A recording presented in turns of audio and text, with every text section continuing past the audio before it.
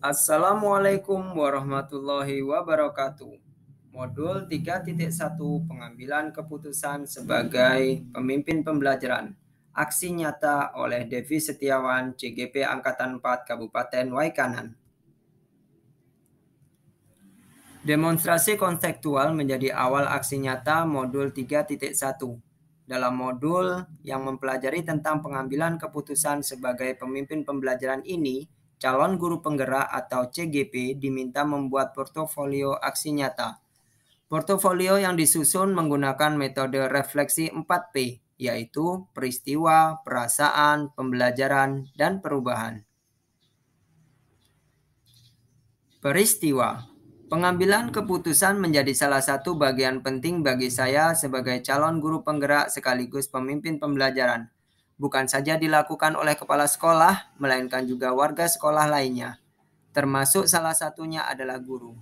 Kenyataan menunjukkan bahwa masih ada guru yang belum memahami perbedaan antara bujukan moral dengan dilema etika.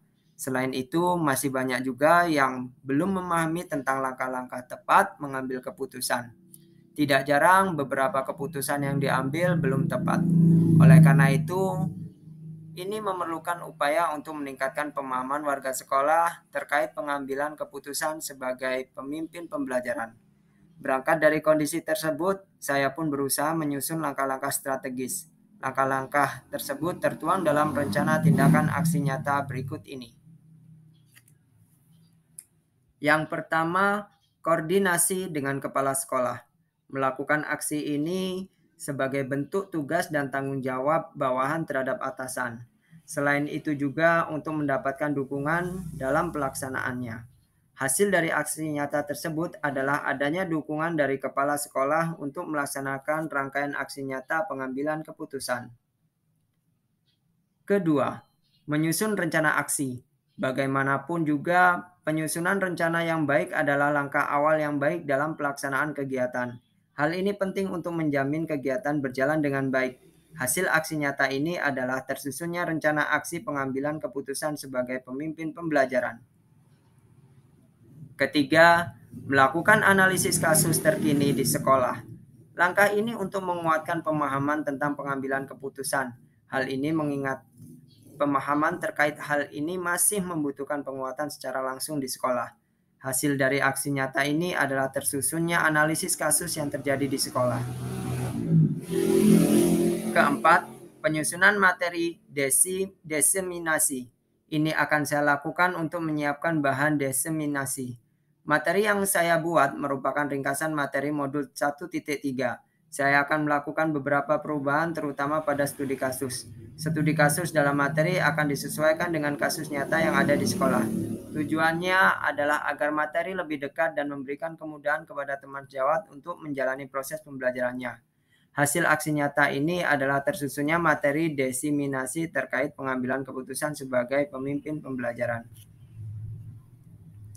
Kelima, melakukan transfer pengetahuan melalui kombinasi daring dan luring.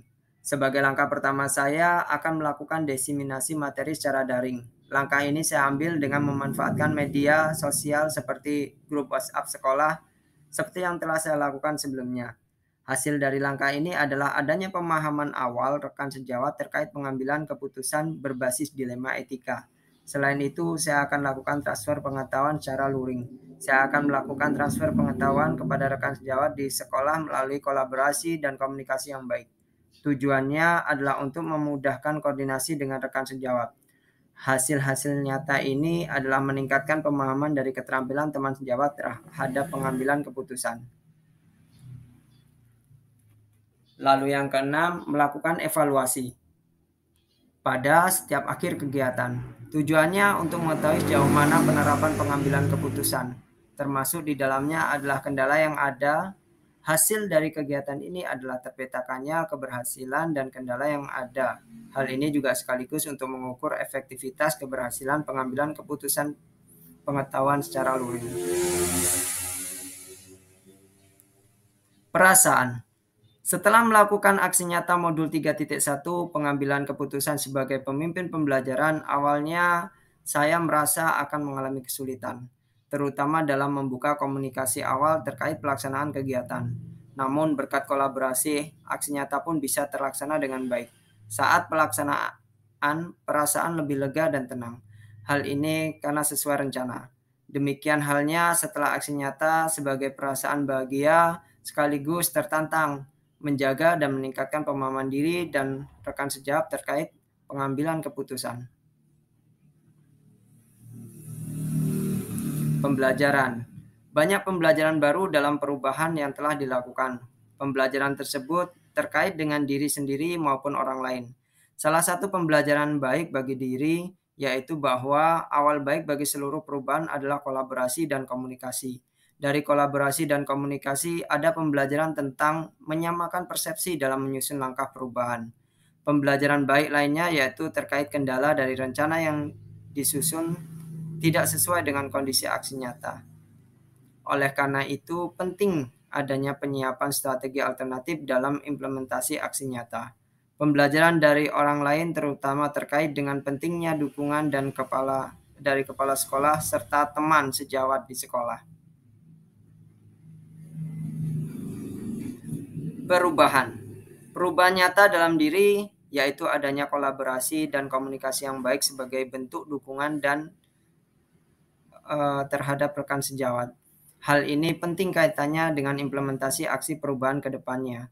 Selain itu, rasa optimis yang meningkat terutama terkait kompetensi diri dalam pengambilan keputusan.